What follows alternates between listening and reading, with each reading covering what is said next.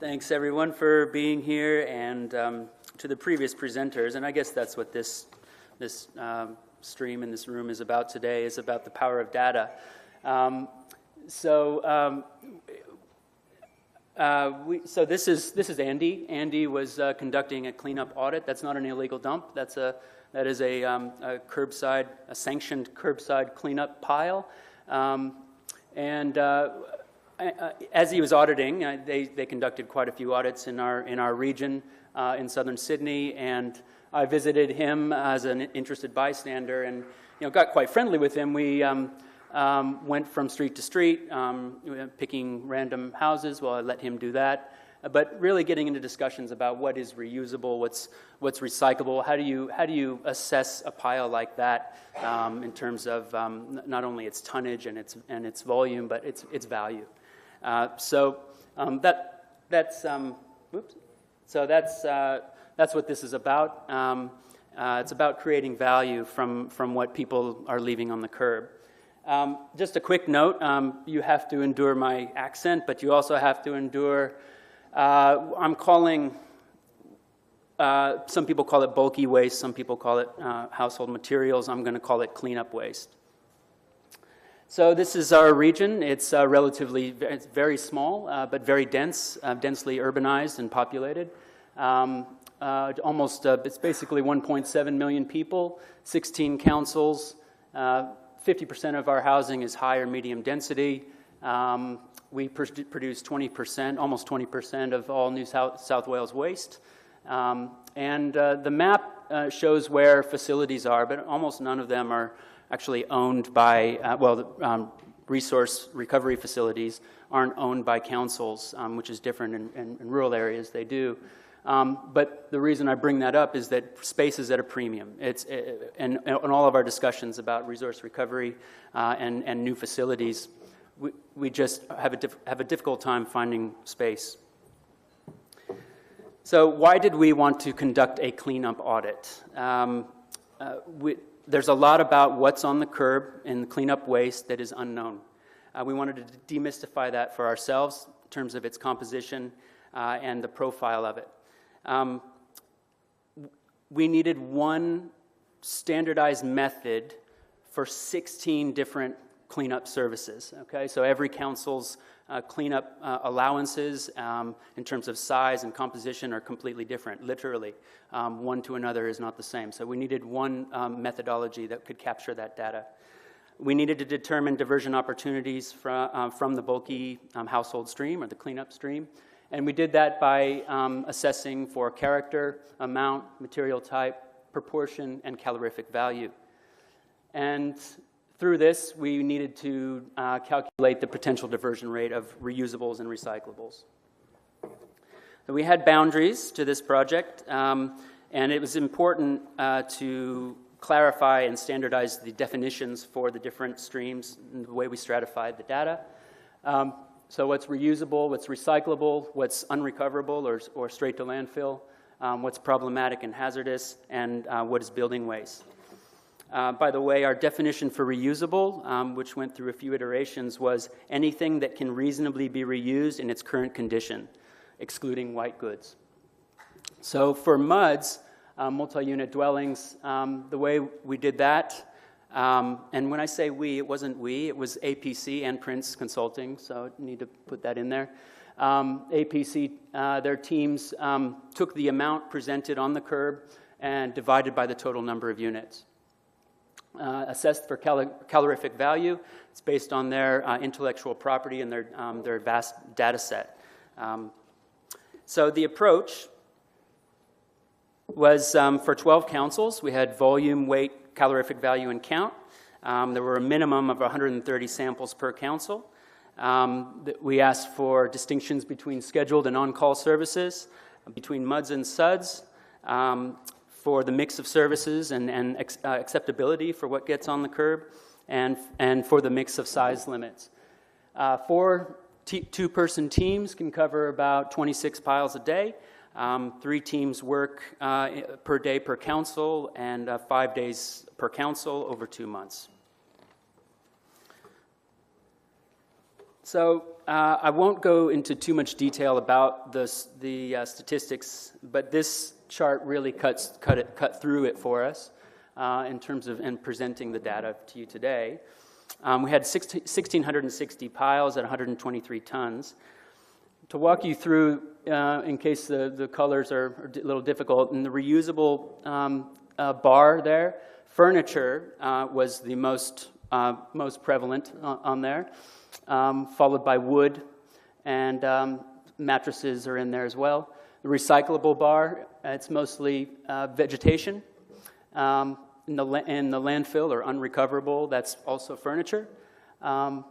The problematic bar, that's mostly e-waste, very highly presented there, and in building, that was wood that was not reusable. So the average pile weight was about 72 kilos, and for muds it was about 90.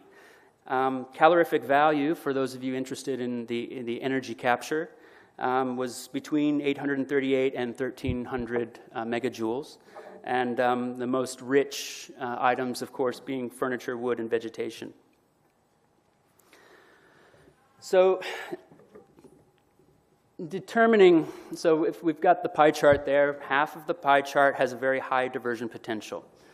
What we needed to do from there is take our regional action plan and start to think about what we've just audited, what's on the curb, and thinking about the curb as being sort of a catchment, if you like.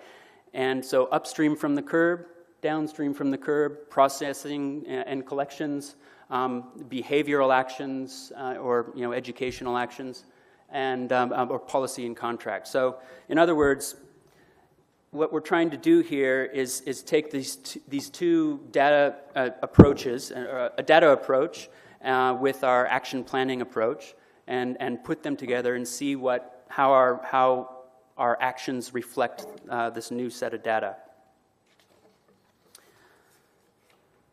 So, if you'll forgive me, I'm not sure if that's a word, but we're commodifying the curve. Oh, sorry, excuse me. Yeah, commodifying the curve. So, right, so we know that 1/3 of the curb has high diversion potential, and we want collection and processing and eventually the re-entry for the materials on the curb back into the market. Okay, so then we actually need to do some value modeling, and we've done some modeling with a consultant, and we are continuing to do that in advance of some contract opportunities. But what we're talking about is resale of these items, and again, using that, we need to really remember when we're doing this to have that standardized definition for what is reusable. It's going to become important when we're educating the community about that, and suppliers, I might add. Do-it-yourself renovation materials, is there a market for that? We need to understand recyclables, and we are told through the commodities market about what metals are worth and cardboards and such. And the materials flow, of course, so costing that out in terms of materials getting from the curb or from drop-off centers, and the cost of people bringing it, and surely the value of changing people's behavior from drop to the curb to drop-off center. Now, part of this in this CBA, this cost benefit, is developing some high and low estimates for revenue per ton. We have done some work with Hyder at the time and Arcadis now about what that dollar value roughly could be for a reuse market or tip shops and that kind of thing. This is an offset cost of business as usual, so saved landfill, illegal dumping, cleanup costs, and certainly the value of working at the top of the waste hierarchy. Those are social values, those are environmental values, those are the kind of really unquantifiables that are important to councils and increasingly important to suppliers.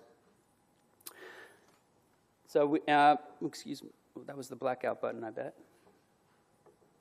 So the costs, Again, high and low diversion rates, the overheads for collection, storage, processing, and administration, costs for education, training, and marketing, and increases in the landfill levy. And that's, again, the cost of doing nothing, which is, continued landfill, continued response to, continued illegal dumping, and no behaviors changing. So, starting to think about our action plan, which was developed 2 years ago. What the audit taught us or confirmed for us in terms of reuse centers and drop-off facilities is that we're now starting to get a sense of what a cost per ton can be. This is a signal, and we have that for a range of materials. We're starting to get an understanding that the quality of goods we know that it's subjective, but if we start to standardize a definition again, we'll be able to sort of be more solid with our value assessment of it. Non-cleanup oriented collections are ad hoc or unsolved. What that means is currently anybody getting out ahead of the trucks is ad hoc in nature and in some cases illegal with scavenging. So with the reuse centers, we are starting to develop some business models. So SS Rock is interested in developing a reuse and part funding first year for a regional reuse facility or program or set of facilities. This is an attempt to spur private, social, and online markets, and we're doing this through our evaluation will be very heavily weighted towards social and environmental outcomes. Of course, waste avoidance education, which I'll get to in a minute, and the opportunities for councils to rationalize their own contracts and performance of their cleanup stream. In terms of the research that SS Rock is doing, the audit has told us a pretty good range for calorific value. We understand that disposal and sorting is a perceived council role. We know that by these piles on the curb being poorly presented and sort of breaking what's acceptable, the rules for what's acceptable to that council. People do believe in the proximity principle in general, but they don't know about their role. Two pieces of research that were done by SS Rock and in the first instance with Taverner is about attitudes to unwanted items and reuse. That was a fairly informative piece of research, and we were able to dive into problem wastes and what people are currently doing and what their perceptions are for reuse, so, and across the different audience segments.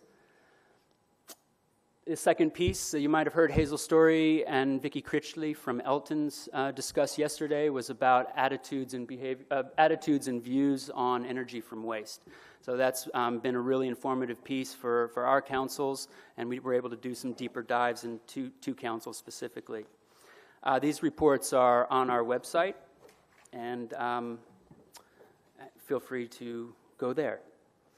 In terms of the regional messages and comms and education and marketing, SS Rock is currently getting its a handle on what kinds of regional messages we need, councils need.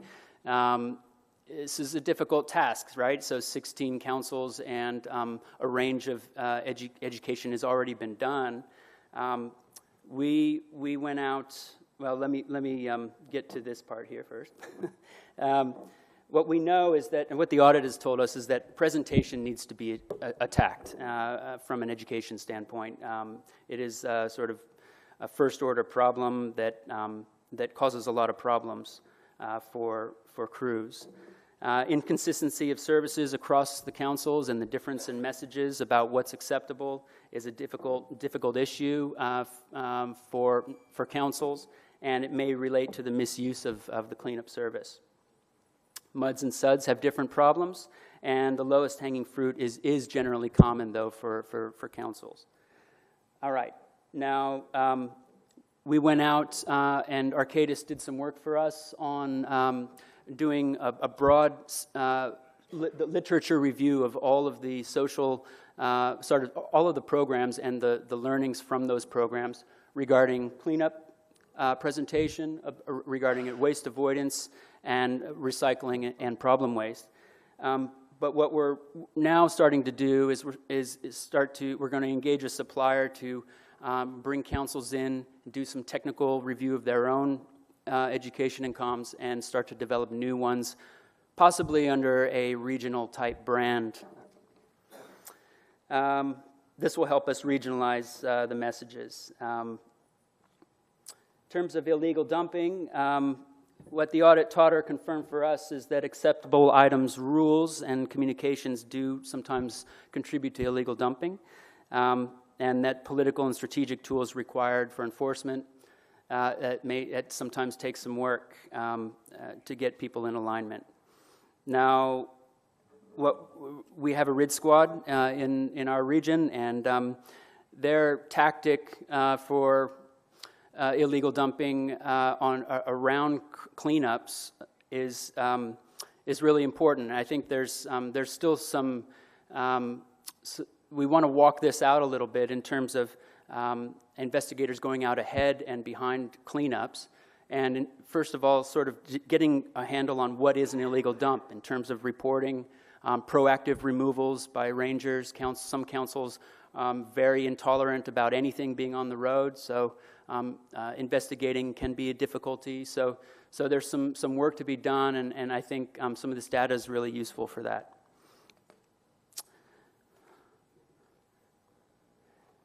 A couple of our councils came back when I asked them about how they're using the cleanup audit. City of Sydney has conducted some e-waste trials where they put some e-waste cages in their bin rooms and basements, and the audit came back to show that those with an e-waste cage had a tenfold decrease in e-waste being presented on the curb. So that was validating for them, and they are indeed rolling out more e-waste cages to their high-rise MUDs. Merrickville Council is rationalizing a reuse center for their own residents in terms of a cost benefit and what is on the curb. So this audit really gave them a head start in that, and also for their contractor in the post-sort recovery. And Botany Bay Council has been working using the data from the audit to talk to multi-unit dwelling residents about synthesizing their, bringing down their items and mustering them out onto the curb so that the Bower, which is a reuse center in our area, can come and collect and choose what's reusable just before the collection comes. And well, that does it for me. These are two items that have very low potential recovery. On the right is a picture of an unexploded bombshell that was on the curb during the audit. So you can't foresee these things. And on the left was the couch was counted, but the gentleman wasn't in terms of calorific value. But thank you.